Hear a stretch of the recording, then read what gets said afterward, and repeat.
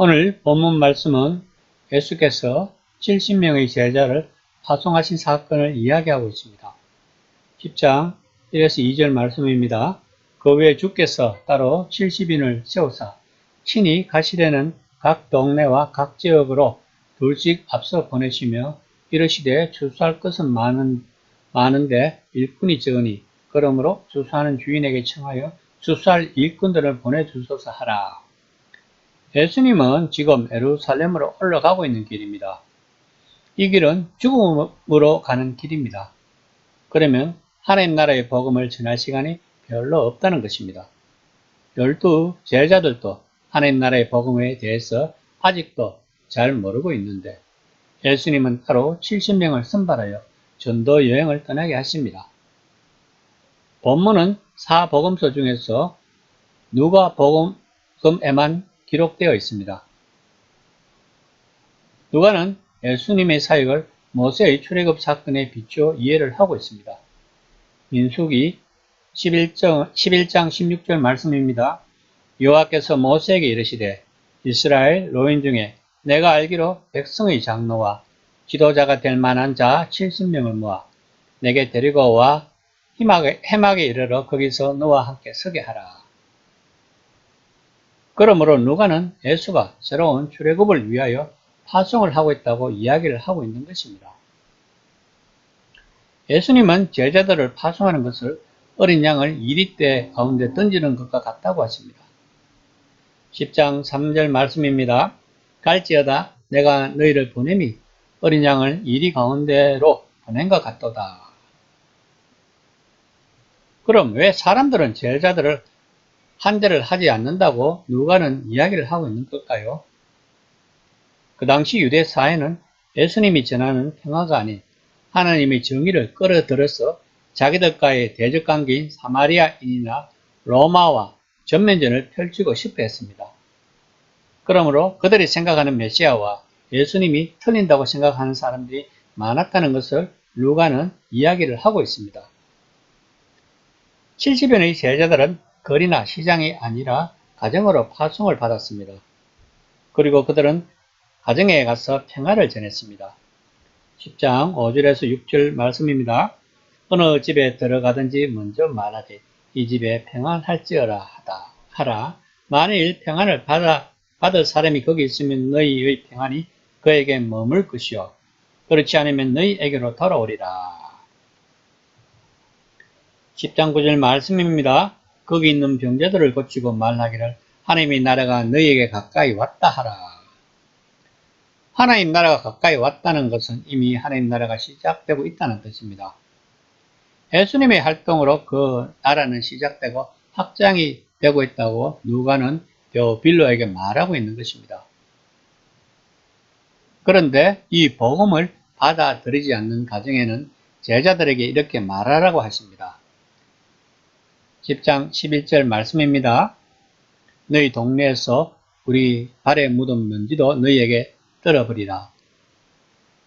그러나 하나님의 나라가 가까이 온 줄 알라 하라. 하나님 나라의 복음을 받아들이지 않는 유대인들은 이방인으로 평가를 받는다는 것입니다. 이는 유대 사회에서 이방인 지역을 갔다 오거나 불결한 지역을 갔다 오면 신발에 묻은 먼지를 털었던 그 당시 사회의 풍습을 적용해서 누가는 이야기를 하고 있는 것입니다.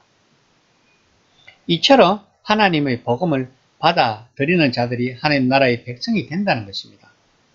혈통적 유대인이 중요한 것이 아니고 하나님 나라의 복음을 받아들이는 것이 중요하다는 것입니다. 그러면 하나님 나라의 복음은 무엇일까요? 바로 4장 18절 말씀입니다. 예수는 나사렛에서 하나님 나라를 선포하고 나신 후 하신 사역이 병고침과 하나님 나라를 전하셨습니다.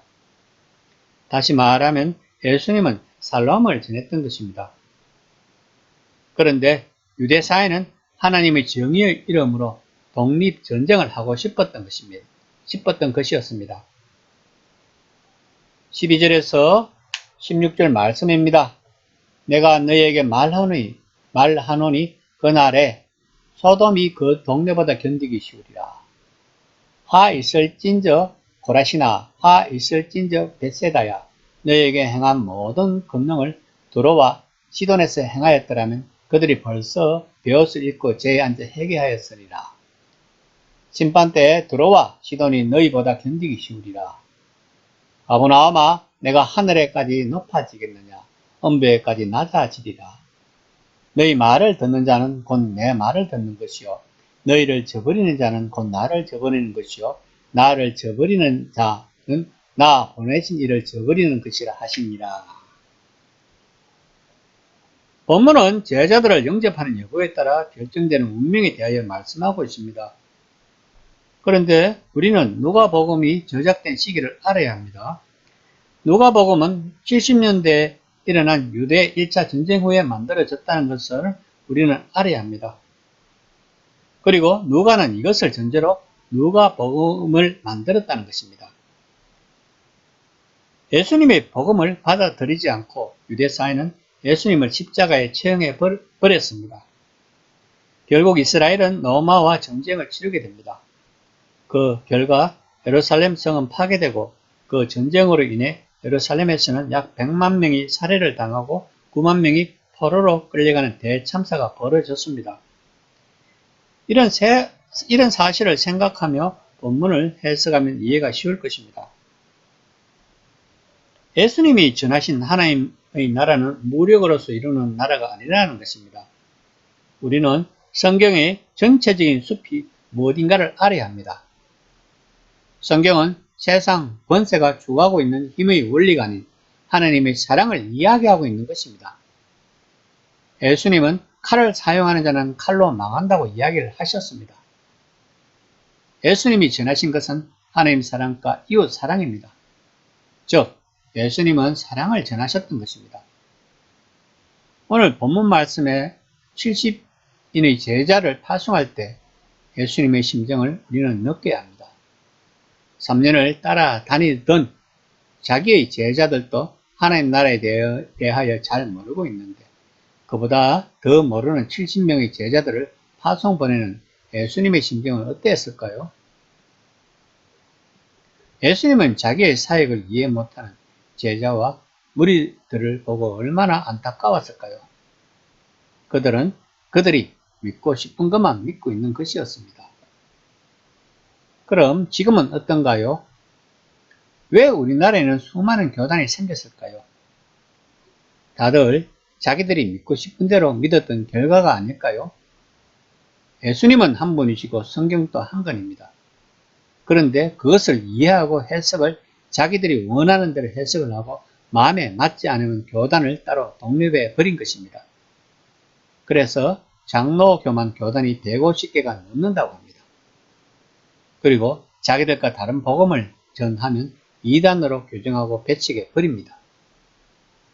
그러면 무엇이 진정한 하나님 나라의 복음일까요? 그러려면 성경이 이야기하고 있는 전체의 메시지를 알아야 합니다. 즉, 나무를 보지 말고 숲을 보라는 것입니다. 성경은 사랑을 이야기하고 있습니다. 이 사랑은 내가 하는 것이 아닙니다. 이 사랑은 내 안에 내재하고 계시는 성령님의 능력의 결과물인 것입니다. 그래서 기독교가 추구하는 사랑은 다른 종교의 사랑과 틀립니다. 다른 종교에서는 경전에 사랑하라고 쓰여 있어서 사랑하려고 본인들이 노력을 하지만 기독교는 우리 안에 계시는 성령 하나님의 능력으로 한다는 것입니다. 즉, 나의 본성은 이웃을 사랑하고 싶은 마음이 없지만 성령님의 능력으로 이웃을 사랑할 수 있다는 것입니다. 이것이 예수님이 오신 이유입니다. 예수님은 우리들에게 하나님 사랑과 이웃 사랑을 주시려고 오셨습니다. 우리들의 소원을 들어주시려고 오신 분이 아니라는 것입니다. 이 시간에 묵상해 봅시다. 내 안에서 성령님의 임재를 느끼고 있는지, 그리고 그 결과물로서 나에게는 사랑이 넘치고 있는지,